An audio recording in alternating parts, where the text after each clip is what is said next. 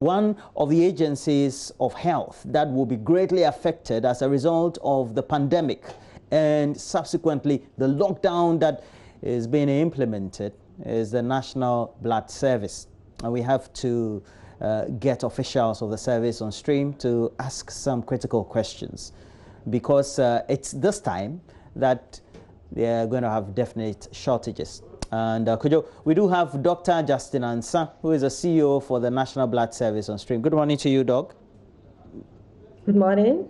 We're going to have a discussion on this related subject. But would you want to first start and ask some critical questions, if you have to? To us, and we know how difficult it is to maintain the blood bank when donations are not always forthcoming. But in this time of COVID-19, are you still taking donations just from the general public? How do you know whether somebody's blood donation is infected or not?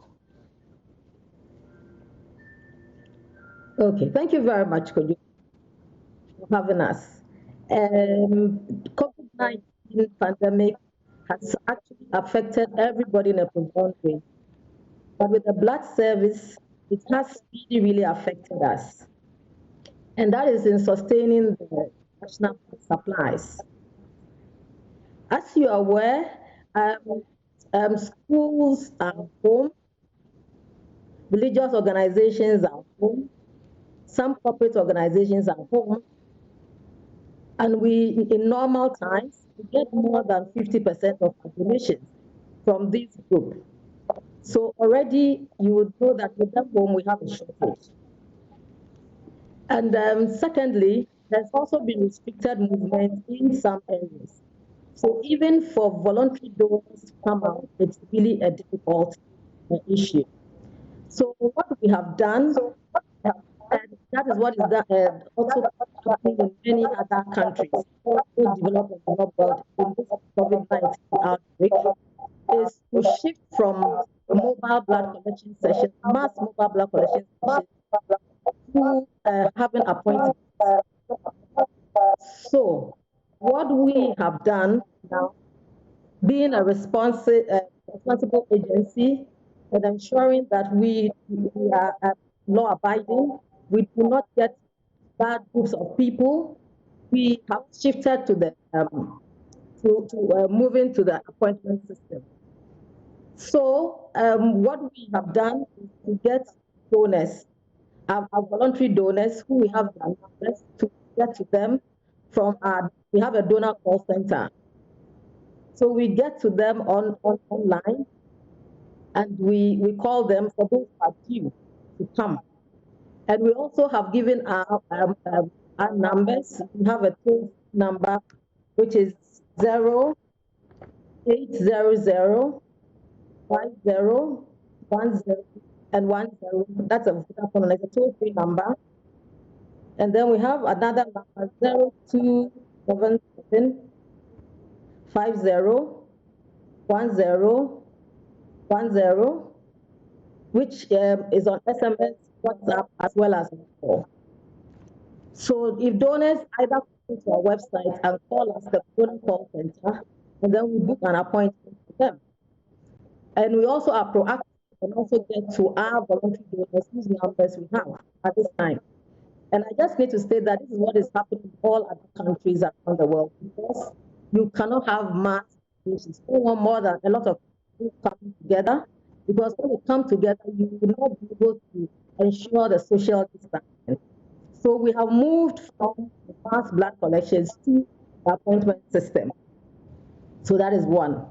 And also because in Accra, Greater Accra, and Greater Kumasi, there's restricted movement, we have also been able to get approval from the COVID-19 Interministerial Committee to they've approved for us to give a pass through the system, donor call system, to those who want to come and donate blood in Greater Accra and Greater Kumasi.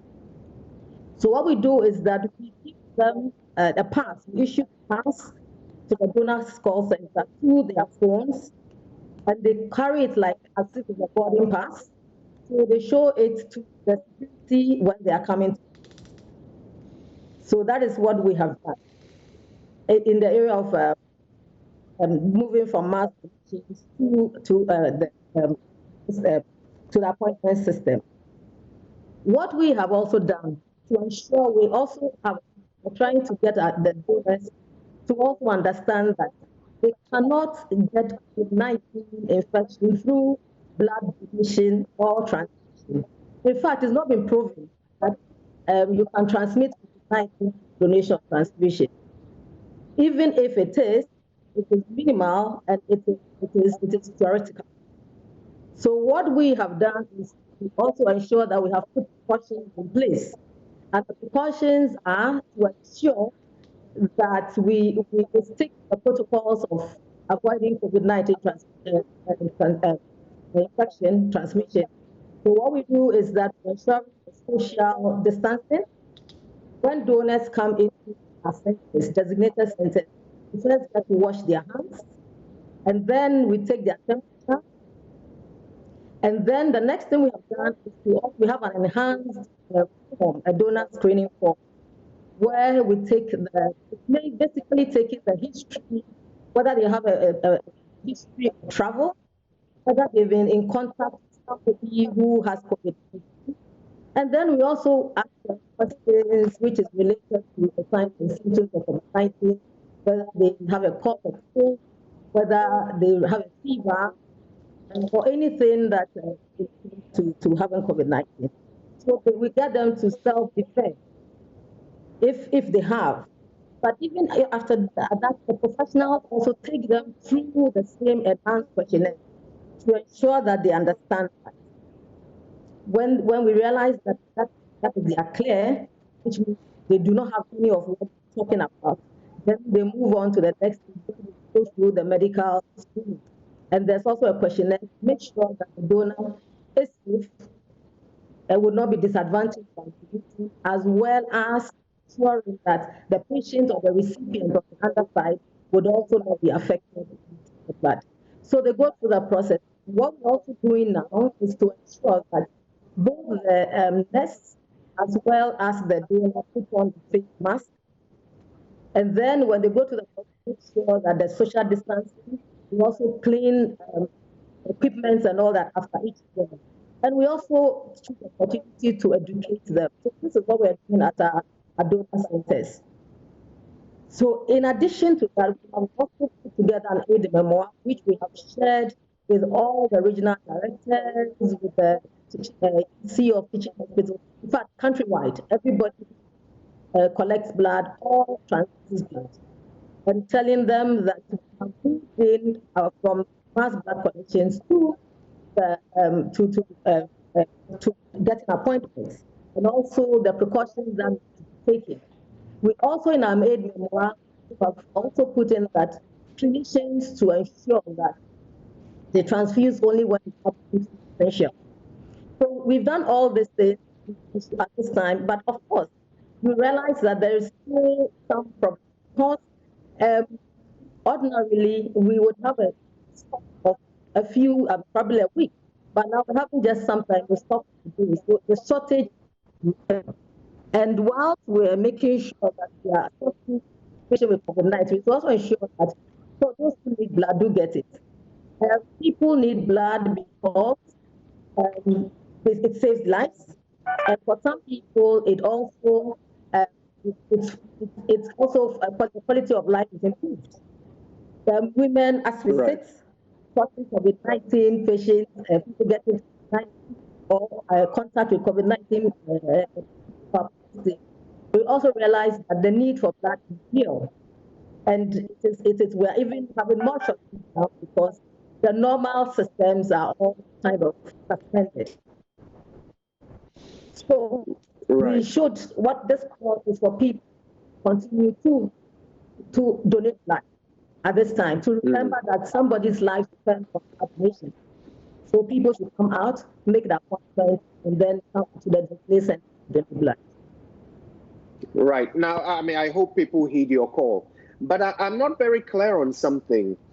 I'm trying to get to the bottom of whether or not, if I go into hospital with some condition that requires a blood transfusion, and Yes. I'm given blood from somebody who has COVID-19, will I get it? Good. Asking this question. That's why we're saying that at the moment, it has not been proven that COVID-19 can be transmitted through blood transfusion. However, Right. countries worldwide are taking precautions. And precautions is to make sure that people self-defer. So you have the first line of a questionnaire where those who are at risk or people who think they are in contact with people who are at risk do not come through the system. So we ask them to self-defer as well as we get a professional to take them through the questionnaire. So that is a precaution. Right. So yes. I understood that when you explained it, but it also occurs to me that there are some people who are asymptomatic, but can infect others. So an asymptomatic person might fill your form, and there won't be any red flags because they don't have any symptoms and they are fine. They haven't come in contact with anyone who came from any of those countries. So is there not a certain risk that you might end up with infected blood in your banks? Thank you very much for the question. What we do is that after the donation, that the donors are told, those who donate are told that when they go back and they feel any of the symptoms they discussed, fever, they feel the temperature, any of the symptoms, okay, they are supposed to report back to us. So then what happens is that blood is not used, so blood is quarantined. So you do not use it for another patient. So that is why we have the first line screening before the normal questionnaire. So COVID-19 has introduced the enhanced screening as well as the usual questionnaire. And then we make sure that we take the precautions, we advise them. So once they're there, tell them all about COVID-19, what they should expect if they have any of the symptoms they should pass, so that we do not pass their blood for transfusion. Right. So give us some numbers at this point. What is the sort of deficit that you are trying to make up? How much blood do you need? Ordinarily, we need, well, WHO for a middle-income country like us, we need 1% of the population. So we're talking about 300,000. We're talking about 30 million. But even in last year, 2019, we couldn't. There was a shortfall of about a quarter. So with COVID-19, I expect that it's going to be even worse. So that is why we have, and also what other countries, listen to what other countries are doing to institute this the appointment system. So we expect that, but if people are heeding to our call, people are coming in with the appointment system, then that would ensure that we do not really disadvantage. I must say that currently most hospitals have put on hold elective surgeries. So now it is mainly emergency surgeries for women who have complications during pregnancy, delivery, or after delivery, postpartum hemorrhage. Children who have severe anemia as a result of malaria. People with aggressive people who have cancer and have aggressive treatment, and sometimes need blood and blood components, road traffic accidents. So in this time of COVID-19, blood is going to emergencies because elective surgeries have been put on hold. So for those people, we would not be disadvantaged. We don't have to do that, but for the emergencies, we need that because we cannot tell one about an emergency. So for these people, we are sure that we can sustain the blood supplies. Yeah. Okay. And have you received any PPE from government since COVID-19 broke out in Ghana for the work that you do? Yes, we have received some. We do not need the PPEs that are being used on water. What we need are disposable papers, and that we have got. We have received the mask, and we have received the disinfectants and all that we need for our work at this time. So we do not need the PPEs that are being used for patients because our donors are healthy donors, but we still take the precautions. And so we have the disposable gloves, the gloves, the mask, and then the disinfectant. Right. Yes. Yeah. N95 masks? Say that again? Is it N95 masks that you've received? I need to find out exactly, but we had some masks, and I need to check exactly what type of mask it is. But it's good for the purpose. Yes. Yes. So how about the stimulus package that has been announced for healthcare workers? Do your workers qualify for these, since you will also be coming into contact with members of the public in a medical context? We're yet to find out. For the letter we received from the ministry are for people who are dealing with COVID-19. But I guess there's still discussions going on. So maybe at the end of that, those of us working in the blood service would also be. At the moment, we know that COVID-19. Yes. Yes. Okay. But I need to say tell us if somebody wants. Go ahead. Centers at all the regional hospitals. And then what we have done is that we've written to some people in the communities to give us their places so that we can use our fixed site. It cannot be mobile sessions. So we can control the people who come in, and so that we can ensure the social distancing. So this is what we're doing. Right. And so not just at the hospitals or blood centers, but also in the communities. We've written to Accra Mall and places like that. So it gives us space. We'll be also closer to the people to come into and other designated centers. Yeah. So if somebody's watching right now and they want to donate blood, how do they go about it? Okay, in all the regions, they go to the regional hospitals because they have designated centers there. Accra, Kumasi, Tamale, the blood centers in the at the Accra Area Center, in Kolebu Hospital, in Kwanochi, and then in Tamale Teaching Hospital. But like I said, within Accra and Kumasi, you need to go through the system for the donor call center to issue a pass. Because fortunately, we haven't had approval for the pass. But because we don't want it to be abused, it's going through the donor call center. And then it is given for a specific period.